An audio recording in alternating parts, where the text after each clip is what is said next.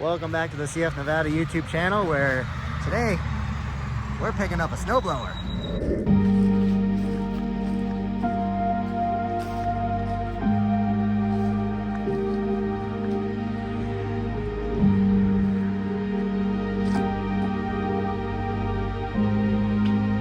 That'd eat some snow.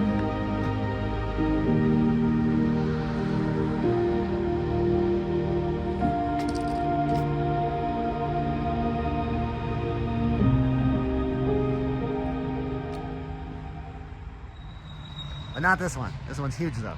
I wish it was mine, because this is massive and a super cool truck. Snowblower truck, whatever you call this thing. It's a Kodiak. I bet it just eats the snow. But we're just waiting on some confirmation paperwork, and we will go pick up our snowblower. I just wish it was just as big as this. So let's get to it. Finally got our release and key, and let's check out this snowblower. There she be. Just a little guy.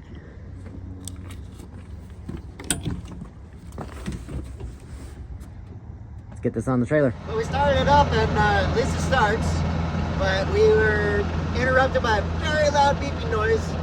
That was the warning on the computer to tell us to regen. So we're going through a regen cycle.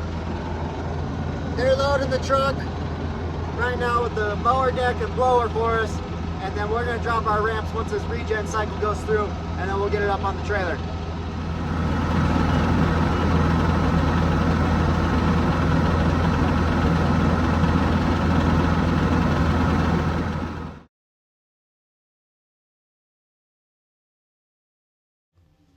So as we were attempting to put this on the trailer, I had it in high gear, and we were starting to go up the ramps and realizing that the power with the high gear was not able to go up the ramps. So I decided to turn it around, not knowing that the high gear was the problem, but thinking that maybe it was just too steep for the tractor to go up.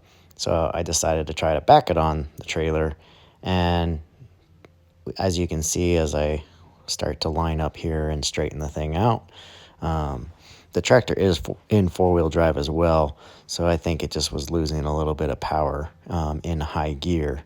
It still didn't work out too well trying to go backwards, and I just tried a couple of times. It got up close, but at one point I just decided that that wasn't working, and so almost got it on, and we were so close, but decided to then back it off the trailer and turn it around and realize I was in high gear. We lost the bolt on the trailer, and we found the lows. So I'm gonna go try and match this up, get a spare, and then we can get home. Check it out. Almost home. Made it to the Bonneville Salt Flats. Kind of cool out here. Had to use a little bathroom break, check our load, and get back on the road. Yep, that ain't going nowhere. That's not going nowhere. That's not going nowhere. Okay, we checked all our straps. They're good to go. Let's go.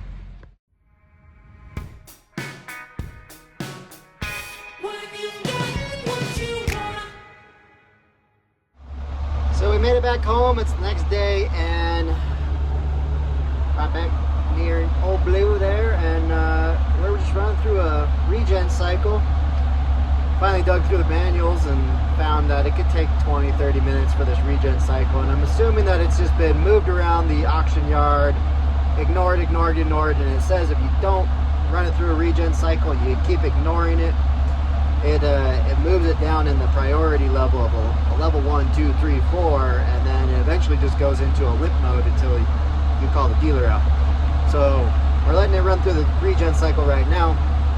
It says it should take about 20 or 30 minutes, and hopefully once all that codes and stuff clear, we should be able to use and operate it as it should. We will then go ahead and take a little walk around. So as you can see, the regen cycle did not work out so well. It kicked me into level 5 and I was not able to complete it. So called our dealer out. They were able to plug in with their computer and we were able to clear the codes pretty easily. It just took a minute and everything seemed to work fine.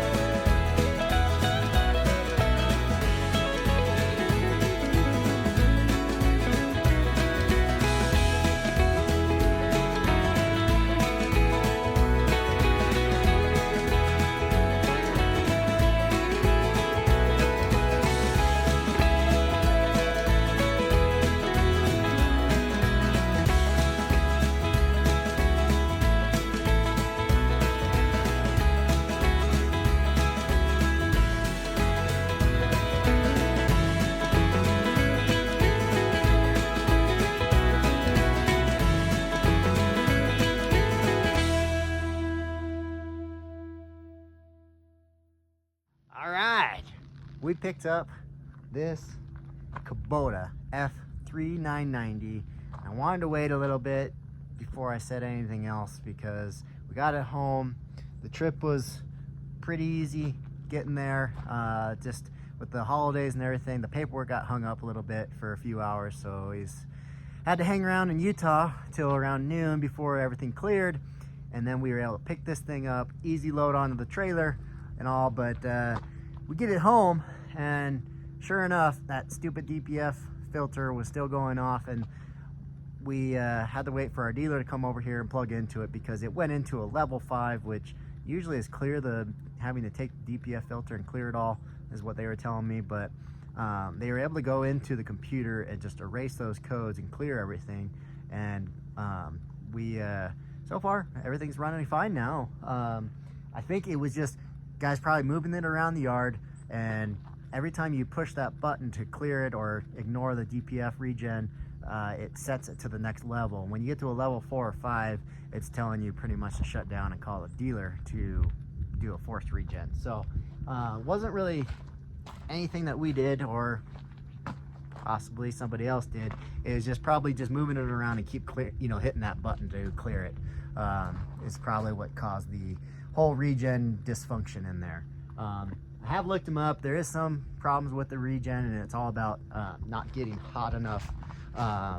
But this one only has 800 hours on it, so there's not much. I'll put this down for a second.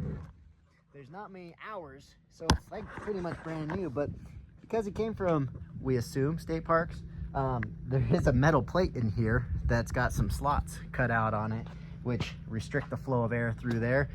So assuming in the cold weather climates, that's when you put that in there and help it get a little hotter. But man, this thing runs really cool. It took us like, I don't know, 45 minutes just to get it up to temperature. The mechanic friend of ours was saying that possibly maybe the coolant sensor and everything in there is having an issue and just staying wide open. So he gave me a couple ideas to test that. So maybe I'll pull that off if we run back into this problem. But for now, go ahead and talk about it real quick. Is we got the broom on here right now, and it has hydraulics to be able to move it left and right. And then you got your essentially like a 3-point on a tractor to move it up and down. The PTO shaft is missing. Look that up. Oof, those aren't cheap for that little shaft. The F3990 is a 4-wheel drive, hydrostatically driven. Got a couple set of weights on the back for some counterweight. Inside the cab here, it's pretty sweet. It's got this nice little heater box that gets real toasty. As I was sitting here, my leg was starting to cook, so turning that on and off, probably while you're running inside this cab, won't be too much of a problem staying warm. And we got lights on the front here. There's some LEDs. There's even another light down here in the front. If you didn't have the cab on there, that would just be your regular light off the mower. There's also some working lights on the back as well. On both sides are all LEDs, which is nice. Other than that, it's pretty straightforward, like a zero turn style mower essentially, but it's got a steering wheel. You got your throttle, then you got your controls for your high and low gearing over here, and up and down on the attachment, and then you're on for your PTO.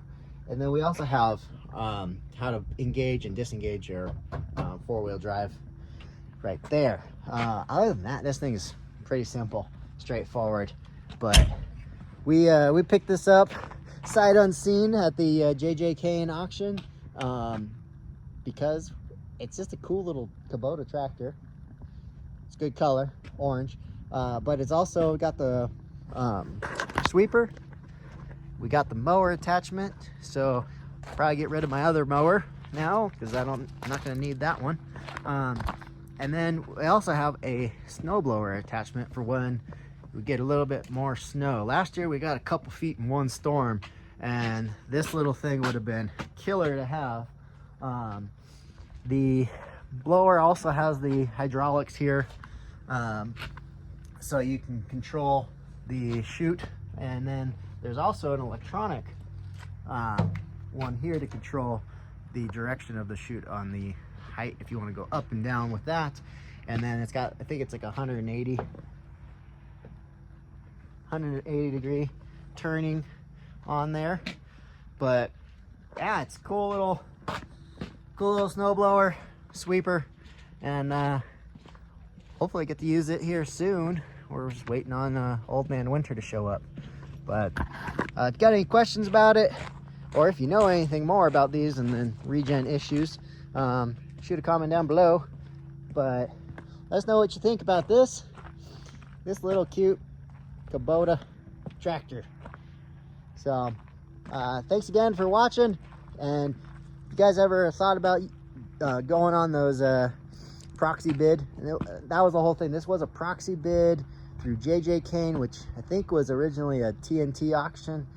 So if you're ever doing any of those online auctions and wondering if you can get anything decent out of there, we picked up this little guy, and we're pretty happy with this. But the auction was real simple, smooth process, easy to bid on there and be able to pick it up. Wasn't any issue other than the holiday making the slower on their paperwork and coming back into the office on a Monday.